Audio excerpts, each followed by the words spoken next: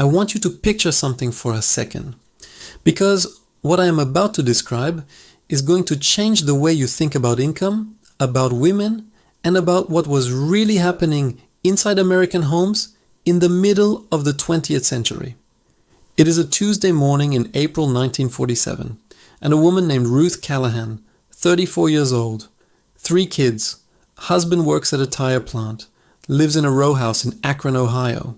By the end of that week, Ruth will earn more money than her husband, and she will hide it in a coffee tin behind the flour, and she will not tell him for almost 2 years. By 1951, that coffee tin will contain enough money to buy the lot next door in cash, where her son will eventually build his own house.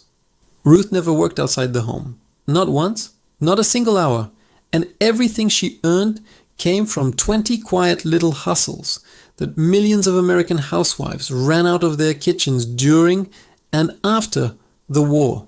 Almost none of these hustles have made it into modern conversation. So today, I'm going to walk you through every single one, slowly, with detail. Because I think the women watching this video right now are sitting on more income potential than they realize. And the men watching are about to find out why their grandmothers seem to have hidden money everywhere. The reason these hustles existed in the first place is something nobody talks about. Because during and after World War II, American husbands brought home a paycheck, but inflation was eating it alive. Sugar was rationed, nylon was scarce, meat was expensive, so women turned the home itself into a small factory. With the kitchen becoming a bakery, and the sewing room becoming a workshop, and the basement becoming a laundry service. Every penny earned went into a private fund, and some women called it the rainy day jar, others called it the freedom fund. But either way, it was real money, off the books, in cash, and it built things.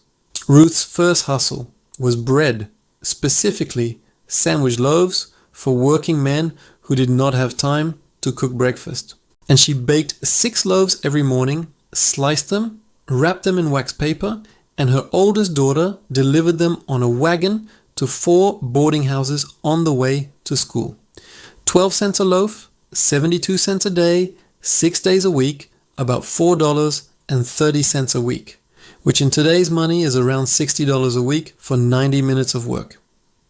Her second hustle was ironing, because working men in boarding houses needed clean pressed shirts, and most boarding houses did not provide laundry. So Ruth charged 3 cents a shirt, ironed about 40 shirts a week, with the boarding house manager dropping them off in a bundle on Sunday and picking them up Tuesday.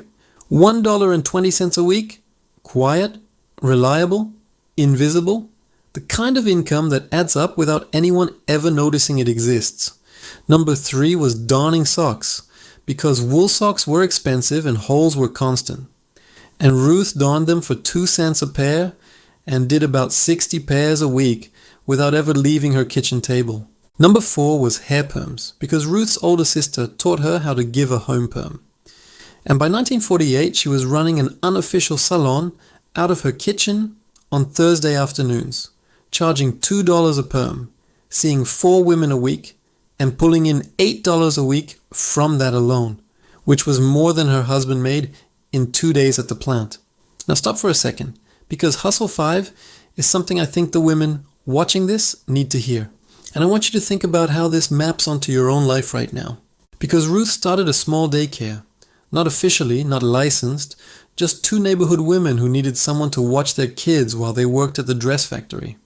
50 cents per child per day, 8 hours, 2 kids, $5 a week for doing exactly what she was already doing with her own children. And today in your town there is a single mother who would pay you $90 a day to watch 1 child in your living room, because the math has only gotten better. Hustle 6 was catering small events, bridal showers, card club lunches, church meetings, where Ruth charged 35 cents a head and packed everything in borrowed dishes, making $4.20 for a 12-woman luncheon on an afternoon of work. Today, the modern version is mini catering through services like Take a Chef and small private events for $15 to $20 a head, and the demand for it is enormous. Hustle 7 was sewing aprons because cheap fabric scraps from the garment district sold for almost nothing. And Ruth turned them into aprons and sold them at the church bazaar for 30 cents each, making pure profit from material that most people threw away. Hustle 8 was quilts because Ruth's mother taught her to quilt, and a finished quilt sold for $15 to $20 in 1948, which is around $270 today. And she made one every 2 months while sitting by the radio in the evenings. Today, handmade quilts sell on Etsy for $400 to $1,200, and the market for them has never been stronger because people are hungry for things made by real human hands. Hustle 9 was baking custom birthday cakes at 25 cents a cake, 3 to 4 cakes a week, turning her oven into a small, consistent income stream that required nothing but skill she already had. Hustle 10 was selling preserves, strawberry jam, apple butter, peach preserves, with empty jars coming back for refills, 10 cents a jar, and neighbors who would have paid more if she had charged it.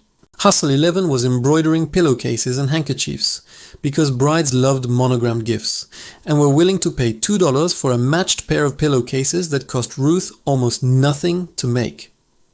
Hustle 12 was watching the phone because some neighbors did not have a phone yet, and they paid Ruth a small fee to take messages when relatives called from out of town. A nickel a message, 40 cents a week. Tiny but pure profit for nothing more than answering a ring. Hustle 13 was knitting baby booties and sweaters because every new mother in town was a potential customer, and the materials were cheap and the work could be done in any spare moment during the day. Hustle 14 was teaching piano because Ruth knew enough to teach beginners. Charged 25 cents per lesson, had 6 students, and made $1.50 a week from children sitting at her piano for 30 minutes each. Hustle 15 was plucking and dressing chickens for the local butcher, who hated that job with a passion, and Ruth did 15 birds in 2 hours every Friday for a flat $1 because she had grown up on a farm and the work did not bother her at all.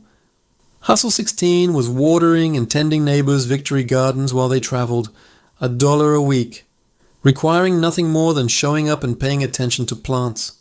Hustle.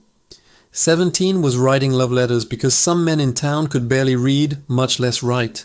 And Ruth wrote letters home to their wives, their mothers, their sweethearts for 10 cents a page, turning her education into quiet income. Hustle 18 was pressing flowers and selling them mounted on cardboard for greeting cards at a nickel each. A craft so simple it barely felt like work, but added up over the course of a month. Hustle 19 was selling rendered chicken fat in jars to a kosher butcher in town for 15 cents a jar, turning something most households discarded into a small but steady source of income. And Hustle 20, the one that quietly built the foundation of Ruth's coffee tin, was buying, refurbishing, and reselling sewing machines. Because she watched the classified ads for machines being sold by widows, or estate sales for almost nothing, $2, $3, and she cleaned them, oiled them, replaced a belt, and put a small ad in the same paper, and sold them for $10 to $15. She did this about 6 times a year, and that alone was $80 of nearly pure profit every single year, just by reading the classifieds and being willing to do what other people were not paying attention to. Add all 20 up, and Ruth was clearing somewhere around $24 to $30 a week, while her husband at the tire plant was making about $38.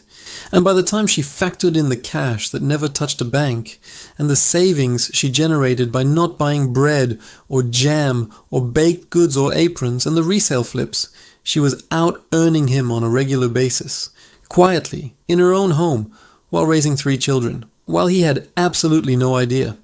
This is the part that makes me angry, because none of these hustles required permission. None required a degree, none required a boss, none required an app. They required attention and patience and the willingness to start small.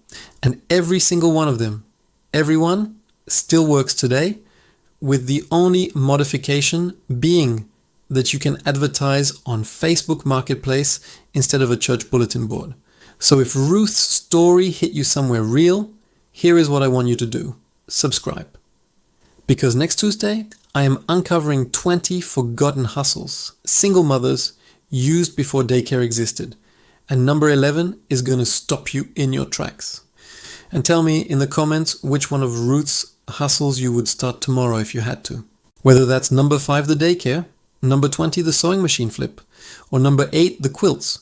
Because I read everything, and I will reply personally to the first 15 comments with a custom how-to for your situation. Until next time, keep the coffee tin full.